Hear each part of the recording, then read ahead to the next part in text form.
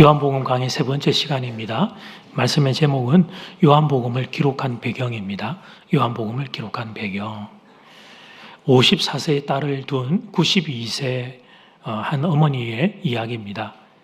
미장원에서 할머니들께서 모이셔서 수다를 떨고 계십니다.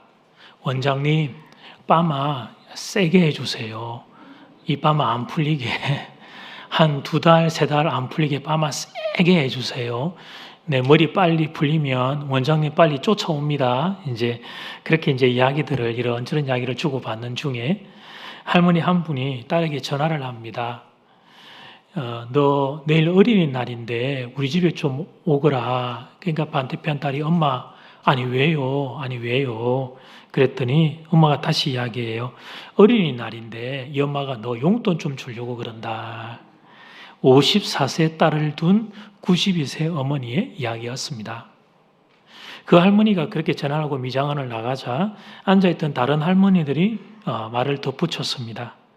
내가 손주들 용돈 줄 생각만 했지 아들, 딸 용돈 줄 생각을 한 번도 못했네. 앞으로 내가 어린이날을 몇 번이나 더 맞이할 수 있을까? 나도 저 할매처럼 내일 아들, 딸 어린이날에 용돈 좀 줘야 되겠다. 그렇게 이야기들이 흘러갔습니다. 사랑하는 여러분, 오늘은 5월 29일입니다. 가정의 달이 끝나가고 있지만 아직 안 끝났습니다. 어버이날 용돈, 어린이날 용돈 안 주신 분들은 실천할 수 있는 기회를 여러분에게 드리겠습니다. 이런 이야기를 들으면 여러분 우리가 마음이 다시 좀 이렇게 따뜻해져 오지요. 제가 사실은 그게 노림수입니다. 제가 그걸 노린 겁니다. 여러분들 마음 좀 따뜻해지시라고 이 이야기를 들려드린 겁니다. 세상살이가 하도 험해가지고 우리의 마음들이 황량합니다. 물질은 과거에 비해서 좀 더 우리에게 풍요로워졌는데 근데 이상하게 우리의 마음은 왜 이렇게 거칠고 황량하고 또 불안하고 그런지 모르겠습니다. 그래서 여러분들 마음 좀 따뜻해지시라고 제가 이 이야기 하나를 한 토막을 여러분에게 들려드린 거예요. 사람이 하는 말에는 그 이유와 배경이 숨어 있습니다. 어떤 경우에는 못된 배경이 숨어 있습니다. 어떤 경우에는 선한 이유가 숨어 있습니다. 상대방 죽으라고 못된 말을 하는 사람이 있는가 하면 상대방 살리기 위해 착한 말을 하는 사람이 있습니다. 그렇다면 여러분, 사도 요한은 왜 요한복음을 기록했을까요? 무르나 마나입니다. 요한복음을 읽는 이들을 살리기 위해서 기록했습니다. 오늘은 사도 요한이 마태, 마가, 누가, 3복음서가 있는데도 굳이 4복음서 요한복음을 기록한 그 이유를 그리고 배경을 함께 묵상하도록 하겠습니다. 오늘 말씀은 영국의 로이드 존스 목사님의 책에 제가 도움을 좀 받았습니다. 이 말은 오늘 설교가 꽤 어려울 것이라 예상된다, 이런 의미입니다. 자, 첫 번째, 흔들리는 성도의 신앙을 굳건히 하기 위해 같이 한번 외쳐볼까요? 시작! 흔들리는 성도의 신앙을 굳건히 하기 위해. 아멘. 요한복음 다른 세 복음서와 차이점이 있는데요. 네 복음서가 다 예수의 구주되심을 전하고 있습니다만 요한복음의 특징은 우리 개인에게 적용하는 측면이 강합니다. 예수 그리스도가 이 초대교회 1세기 성도들 입장에서 놓고 보았을 때 그 예수 그리스도가 나하고 무슨 관계가 있는가? 이 부분에 대한 질문에 깊은 그런 묵상과 답을 제공합니다. 그 요한복음에 여러 군데가 있습니다만 대표적인 게 요한복음 13장부터 여러분 14, 15, 16장에 기록되어 있는 고별 설교를 보면 그게 특히 두드러지지요. 일단 이 주님의 마지막 날 밤의 고별 설교의 분량이 압도적으로 다른 세 복음서에 비교하면 양이 방대합니다. 다른 복음서는 우리가 보면 예수님 제자들 발 씻어주셨던 세족시, 그리고 잘 아는 최후의 만찬, 여러분 우리가 그 정도로 끝나고 말죠.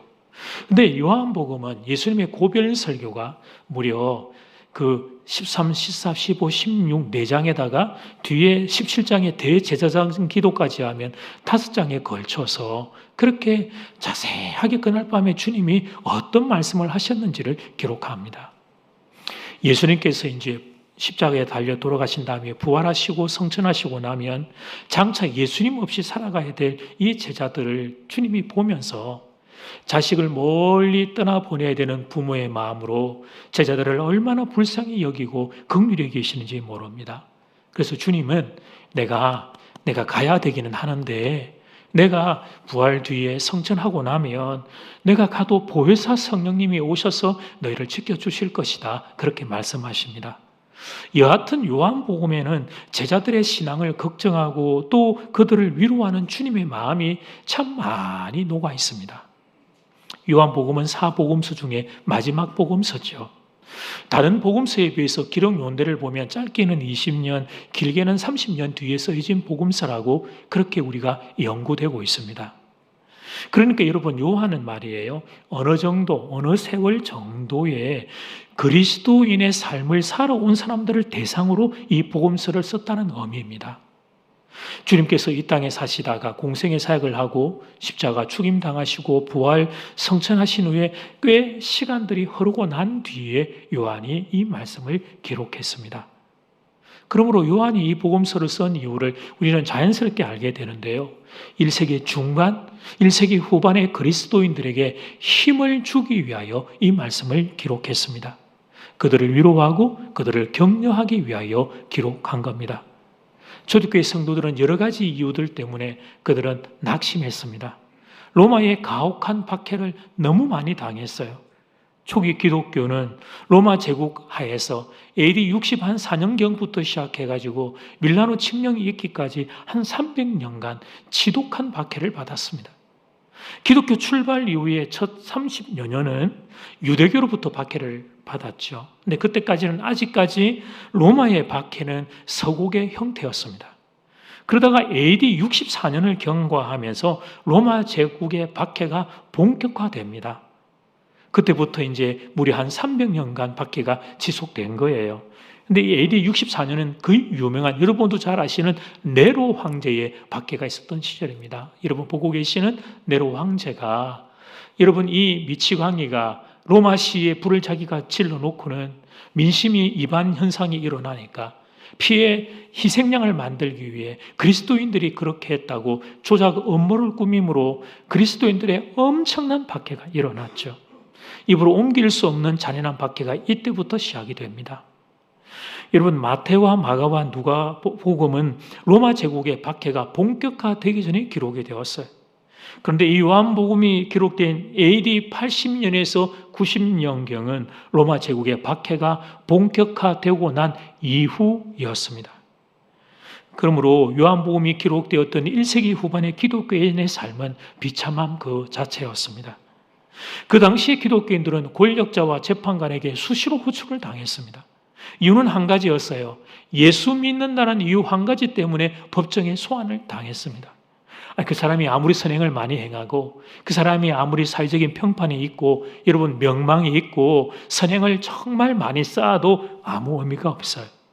그때 그리스도인들은 그리스도인이라고 하는 이유 하나 때문에 로마 법정에 소환을 당했습니다.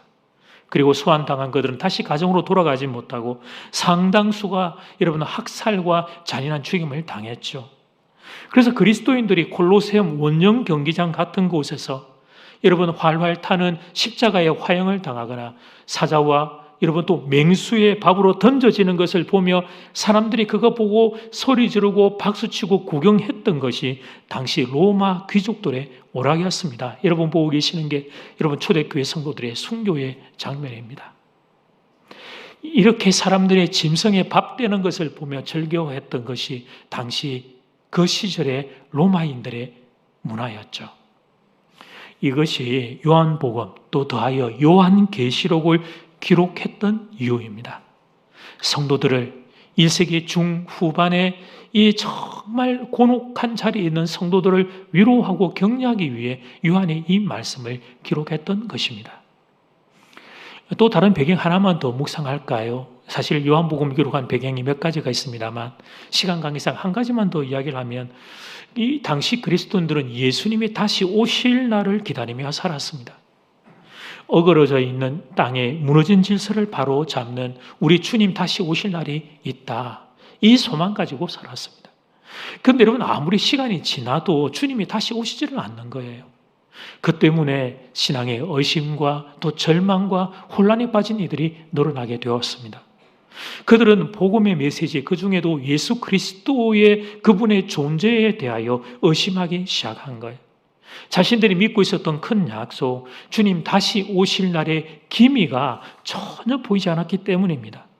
이 땅에 핍박과 박해가 있어도 주님 다시 오시면 모든 게 바로 잡힌다는 걸 믿고 살았는데, 그런데 주님이 다시 오지를 않는 거예요.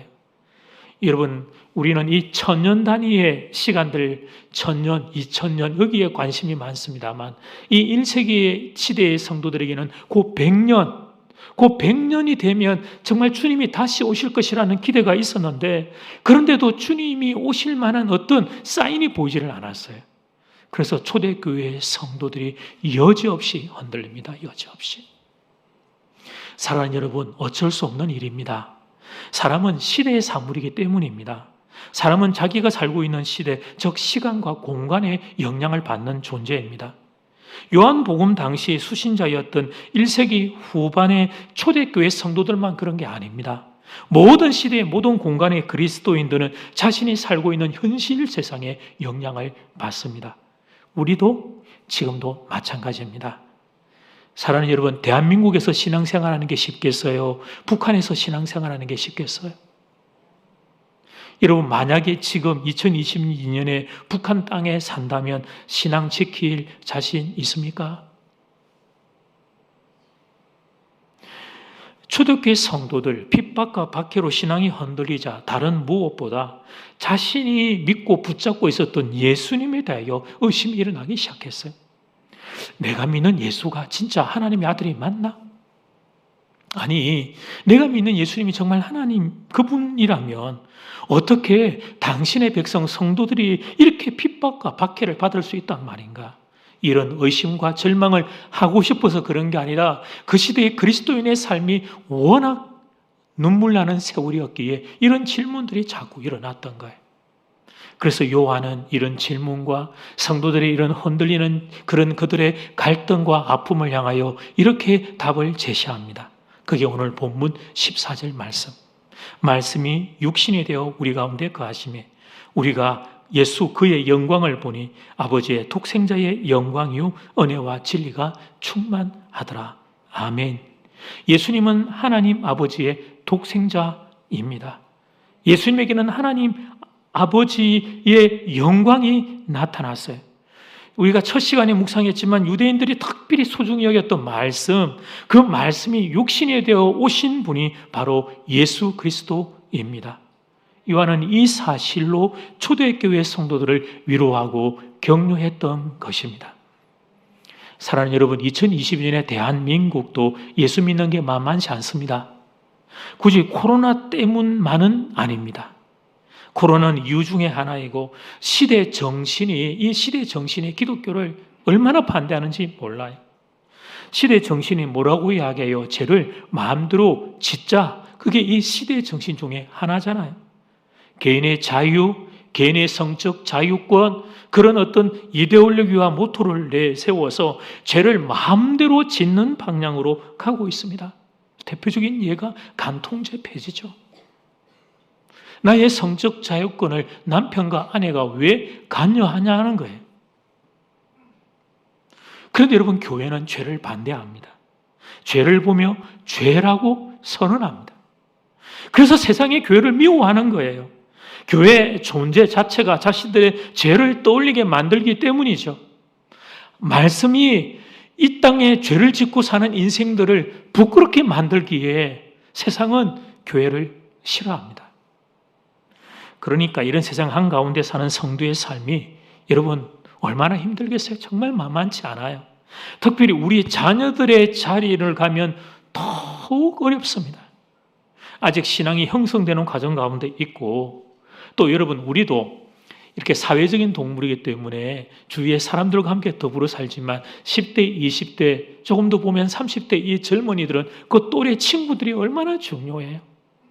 근데 그 또래 친구들 사이에서 내가 기독교인이라고 하는 이유로 왕따를 당하게 되면 그 마음이 얼마나 힘든지 모릅니다. 그래서 자연스럽게 신앙이 흔들리는 거죠. 내가 굳이 꼭 예수 믿어야 되나? 내 주변에 보니까 대다수가 예수 안 믿는 것 같고, 예수 믿으면 이렇게 조롱을 당해야 되는데 내가 굳이 꼭 예수를 믿어야 되나? 이런 갈등, 이런 고민, 이런 의심이 생기게 되는 거예요. 그렇다면 사랑하는 여러분, 이런 세상에서, 이렇게 여러분 외롭고 좁은 세상에서 내가 굳이 꼭 예수를 믿어야 되는 이유는 무엇입니까? 여러분, 우리가 예수를 굳이 꼭 믿어야 되는 이유가 뭐죠? 예수님이 하나님이시기 때문입니다. 하나님의 말씀이 육신이 되어 이 땅에 오신 분이 예수님이기 때문입니다. 예수님 안에 생명이 있고 예수님 안에 축복이 있기 때문입니다. 우리가 믿는 예수님이 온 우주의 왕이시기 때문입니다. 그래서 우리는 어떤 일이 있어도 예수님을 포기할 수 없습니다. 우리를 죽음에서 구원할 수 있는 분은 오직 한 분 예수님밖에 안 계시기 때문입니다. 이것이 우리가 예수를 포기할 수 없는 이유입니다. 모든 인생은 결국 모두가 다 예수님 앞에 무릎을 꿇게 될 겁니다. 아무리 잘 나가고 있고, 아무리 똑똑하고, 아무리 지혜가 있고, 아무리 지식이 있고, 아무리 권세가 있어도 모든 인생은 예수님 앞에 무릎을 꿇게 될 겁니다. 영생을 얻어야 하니까. 예수님 말고는 천국 갈 수 있는 길이 없기 때문에. 우리가 바로 이 예수님을 믿고 이 예수님을 붙잡고 살고 있는 것입니다. 바라기는 오늘 이 말씀이 초대교회 성도를 위로했던 사도 요한의 이 요한복음 1장 14절의 말씀이 여러분에게도 위로가 되기를 소원합니다. 여러분에게도 힘이 되기를 소원합니다. 그런 은혜가 여러분 모두에게 임하기를 주 이름으로 축복합니다. 아멘.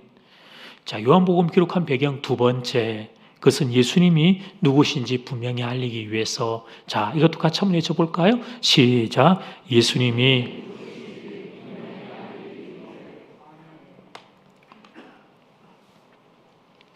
예수 믿는 것이 힘든 현실에 더해서 당시는 거짓 가르침, 즉 이단들이 발흥을 했습니다.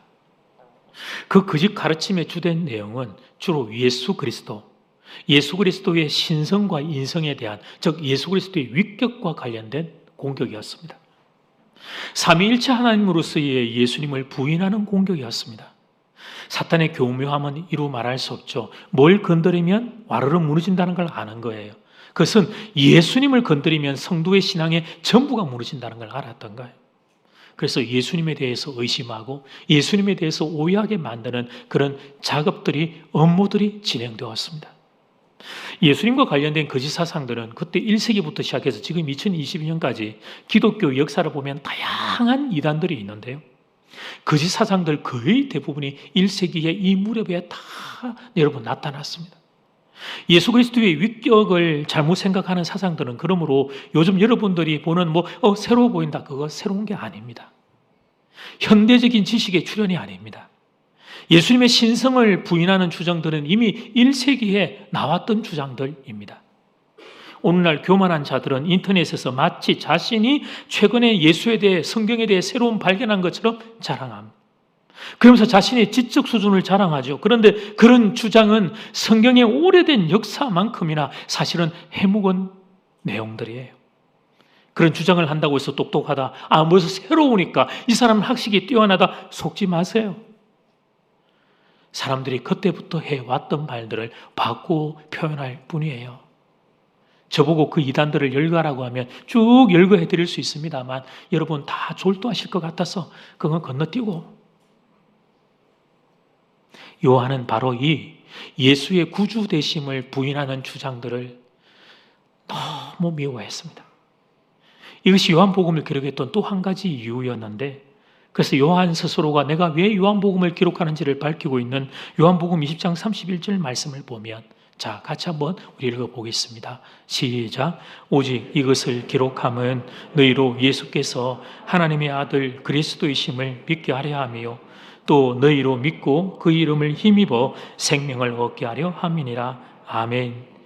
요한이 스스로 밝힌 요한복음의 기록 목적은 두 가지죠. 첫 번째는 예수님이 하나님의 아들 그리스도임을 믿게 하는 것이고, 두 번째는 그 사실을 믿고 우리가 생명을 얻도록 하기 위함이었습니다.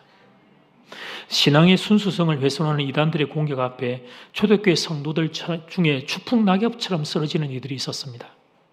요한은 이런 상황을 다루기 위해 요한복음을 기록합니다.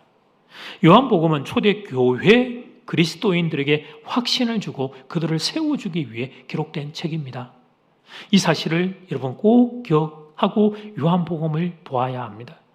요한복음은 그러니까 1차적으로 누구냐면 그리스도인들, 1차적으로 누구냐면 그리스도인들에게 흔들리지 않는 확신을 주기 위해 기록된 거예요. 난 크리스찬들은 그 다음 2차적이고. 저의 이 선 앞에 이런 질문을 하는 분들이 계실 겁니다. 그런데 목사님, 아니 그리스도인들은 이미 믿는 사람들 아닙니까? 이미 믿는 사람에게 이런 사실을 또 알려줄 필요가 있습니까? 지루한 이야기를 왜 반복하는 겁니까? 지금 여러분도 이 다 뻔히 아는 이야기 제가 설교하니까 막 졸리는 분들 계실 거예요. 그래서 여러분 그런 질문을 하는 분이 계시면 그 질문에 저도 동의합니다. 그런데 여러분 이 뻔히 아는 이야기 반복해서 지루하다고 하는 여러분의 의견에 동의하면서 제가 여러분에게 한 가지 질문을 드리고자 합니다. 그것은 이런 질문입니다. 자막을 보시면 그런데 참으로 믿느냐는 거예요. 그런데 저의 질문에 대하여 여러분은 뭐라고 대답하시겠어요? 예수님이 하나님의 아들이라는 사실을 그런데 여러분 정말로 참으로 믿고 있습니까? 들어 살고 있는 지식이 아니고 여러분의 중심이, 여러분의 인격이, 여러분의 전 인격이 예수가 하나님의 아들이라는 사실을 알고 믿고 있습니까? 세상은 온통 절망에 빠져 있습니다. 어찌할 바를 모릅니다. 지식이 늘어나면 그러면 잘 사는 세상이 될 줄 알았습니다.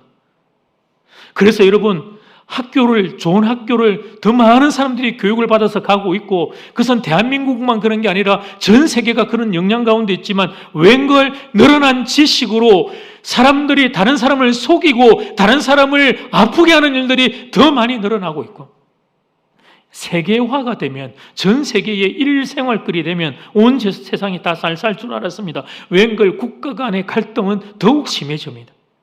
우크라이나 전쟁으로 인해 이 세계의 물가가 하늘 무서운지 모르고 치솟고 있죠.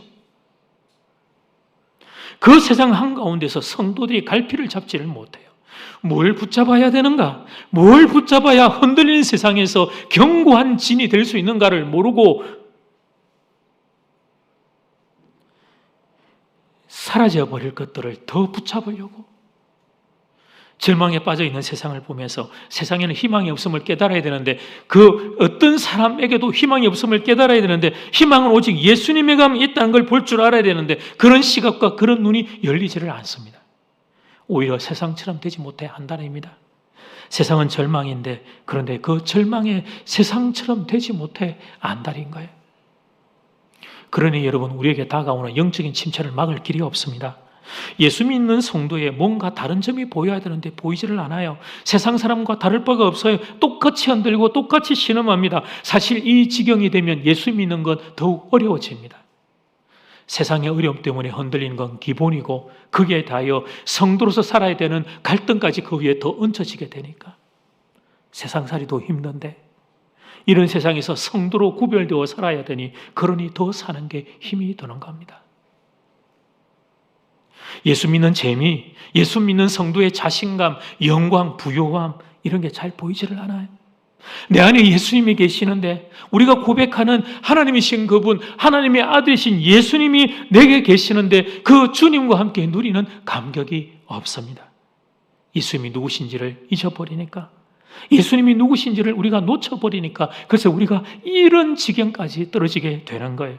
그래서 사도 요한은 요한복음을 통해 다른 게 아니고 예수님이 누구신가? 예수님은 누구신가? 예수님은 누구신가? 이미 예수 믿고 살던 성도들에게 이 사실을 강조했던 거예요. 성도가 자신감, 자존감, 영광, 부요함, 담대함을 회복하는 길은 다른 어떤 세상의 것들이 더해지는 게 아니고, 그것은 있으면 좋지만 그게 아니고 내가 믿고 붙잡는 예수가 누군가, 이것 정확하게 아는 것, 여기에 성부가 있다는 걸 아셨기 때문이죠. 근데 여러분, 이제 초대교회 성도들이 예수님을 많이 잊어버렸던, 그 주님에 대한 소중함을 잃어버렸던 걸 우리가 봅니다만, 그들만 그런 게 아니라 우리도 사실은 신앙의 소중함들을 너무 쉽게 놓아버리고 또 잊어버리고 그럽니다. 여러분, 인생이 소중함의 감격을 얼마나 쉽게 잘 놓아버리고 잊어버리는가의 이야기 한 토막을, 오늘 말씀을 좀 입체적으로 알기 위해 이 시대의 이야기 한 토막을 좀 돌려드리겠습니다. 대학생 아들을 둔 한 중년 여성이 보낸 편지글입니다. 아들이 대학에 입학하더니 여자친구가 생긴 눈치입니다. 자기는 여자친구가 없다고 계속 부인하지만 엄마 눈에는 세 가지 분명한 증거가 보여요. 첫 번째, 아들이 외출하고 나면 방이 온통 옷으로 전쟁터예요. 그 옷이구만. 아무리 갖춰 입어야 그 몸이 그 몸이구만. 하여튼 옷으로 난리가 나 있어요. 두 번째, 혼자서 스마트폰 카톡을 보면서 희죽희죽 웃는 일들이, 바보처럼 웃는 일들이 늘어났어요. 그러더니 결국 세 번째, 마지막에는 카톡에 퍼스합니까? 이 프로필 사진에 보니까 웬 여자 아이하고 같이 찍은 사진을 자랑스럽게 그렇게 사진을 더 올려놓은 거예요. 그래서 아빠 엄마는 알았죠. 이제 근데 자기는 없대요, 여자친구가. 그 가족이 다 함께 모여가지고 식사를 할 때 이제 남편이 아들에게 이렇게 말을 넌지시 건넸습니다. 너 여자친구 생겼지? 애들이 깜짝 놀라면서, 뭘 들킨 것처럼 놀라면서, 아니 아빠 어째가 그거 숨겼는데 아빠 어떻게 알았어요? 내가 정말 숨긴다고 했는데 아빠는 어떻게? 야, 역시 아빠 날 사랑하시나 보다. 내가 어떻게 아셨지? 그러면서 이제 이왕 들킨 거 스마트폰을 꺼내가지고 거기 저장되어 있는 여자친구 사진을 아빠에게 자랑하는 거예요. 아빠 예쁘지요? 예쁘지요? 내가 세상에서 본 여자 중에 제일 예뻐요. 그리고 또 얼마나 착한지 몰라요. 이 아들이 정신을 잃은 게 틀림없는 거죠, 여러분. 제정신이 아닌 거예요. 그러니까 아빠는 아무리 봐도 아닌데 이 아들은 막 이렇게 막 예쁘다고. 그 모습을 보고 엄마가 이제 아들에게 말을 했어요. 아들, 너는 아빠 닮았나 보다. 아빠도 한때는 뜨거운 사랑을 했단다. 아빠도 이 엄마를 한때 뜨겁게 사랑했던 오빠였단다. 그저 아들은 믿을 수 없는 눈치, 에이, 아버지처럼 저렇게 시큰둥한 사람이 나처럼 뜨겁게 사랑을 해요. 아빠가 엄마를 한때 뜨겁게 사랑했던 이 오빵이라는 사실을 도무지 믿을 수 없다는 눈치였어요. 글의 내용은 대충 이러한 내용들이었습니다. 이렇게 뵈니까 지금 여기 그런 분들 많으신 것 같습니다. 한때 뜨겁게 사랑했던 오빠들. 동갑내기는 친구가 될 거고 연하는 동생이 될 텐데 그런 분들 많이 계시죠. 나도 한때는 뜨겁게 사랑했다. 사람은 여러분, 우리가 익숙해지면 매력을 잃어버리는 존재입니다. 외적인 매력, 이성적인 매력을 잊어버리면, 익숙해지면 그렇게 됩니다. 그래서 한때 뜨겁게 사랑했던 오빠, 동생으로 만나고 사는 게 아니고 의리로 산다, 정의로 산다, 동지애로 산다, 이제 그런 이야기를 하죠. 그런데 여러분, 의리, 정의에 사실은 그것이 사랑의 더 깊은 표현이라는 걸 알아야 돼요. 왜냐하면 결혼하고 한 1년만 지나면 감정은 식게 되어 있어요. 익숙해지기 때문이에요.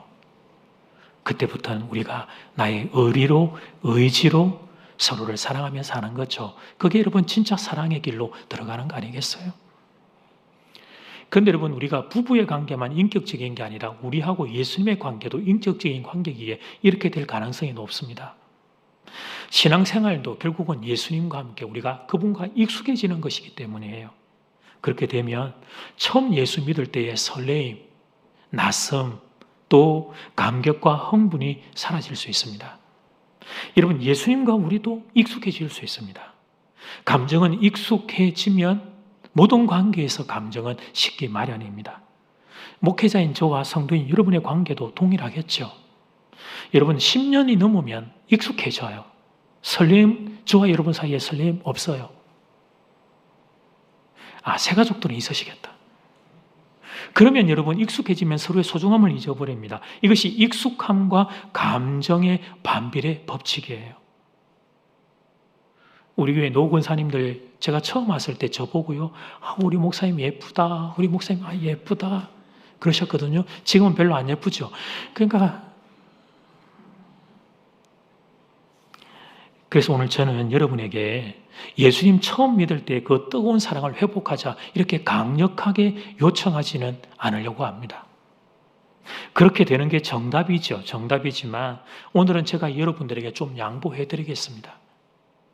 예수 믿은 지 10년, 20년, 30년이 지나서 목사님, 내가 예수님하고 내가 좀 익숙해져 가지고 예수님 생각하면 그때 처음에 설레고 또 그런 뜨거운 감정들은 좀 무뎌졌어요 말씀하시는 분들이 계시면 제가 양보하겠습니다. 여러분의 감정이 그렇게 좀 식어가는 건 제가 양보해 드리겠습니다. 그러나 사랑하는 여러분, 확신은 있어야 합니다. 예수님이 하나님의 아들이라는 확신은 있어야 된단 말이죠. 의리도 있어야죠. 의리가. 예수님이 십자가에서 나를 위하여 모든 걸 다 내어주셨는데 나도 예수님을 향해서 최소한의 의리는 있어야죠. 2022년 대한민국에서 예수 믿는 것이 힘들다는 이유로 예수님을 배신할 수는 없습니다. 인생살이 가운데 이런저런 어려움이 찾아온다는 이유로 예수님을 외면할 수는 없습니다. 최소한 내가 주님을 나의 의지를 가지고 의리를 가지고 주님을 따를 수는 있어야 합니다. 여러분, 우리가 감정은 무뎌질 수 있죠. 익숙해지면. 그러나 우리의 신앙의 확신은 약해지면 안 돼요. 부부가 익숙해짐으로 감정이 무뎌져도 여러분, 그 오래 산 부부의 서로를 향한 사랑은 더 깊어져요. 그 노부부 이야기 있잖아요. 퀴즈 나가가지고 벌써 알고 웃는 분들이 있다. 사자성어로 이 두 부부의 사이를 뭐라고 하느냐고 물어보니까 할아버지가 할머니한테 우리 부부 사이가 뭐야? 그랬다. 할머니가 우리 사이의 왼수. 아니 말고 내자로 해봐. 내자라고 그랬더니 평생의 왼수. 여러분 근데 그래 이야기를 하지만 그 두 분의 사랑의 깊이는 이루 말할 수가 없죠. 정말 동심일체죠. 그 부부는. 예수님과의 관계도 우리가 그렇게 돼야 된단 말이에요.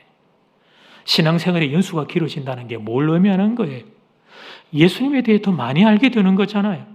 그러니까 제가 양보해 드린다니까요. 더 많이 알게 되어서 감정은 익숙해서 무뎌지는 걸 양보해 드릴게요. 그러나 여러분, 우리의 의지는 그 예수님을 더 깊이, 더 강하게 붙잡고 사랑하는 길로 나아가야 합니다. 문제는 이게 안 된다는 게 안타까움이죠. 여러분, 감정은 다시 말씀드리면 양보합니다. 예수님을 향한 뜨거운 사랑은 익숙해져서 무뎌졌다고 주장하시면 제가 양보해드려요. 그러나 의지는 변함이 없어야죠.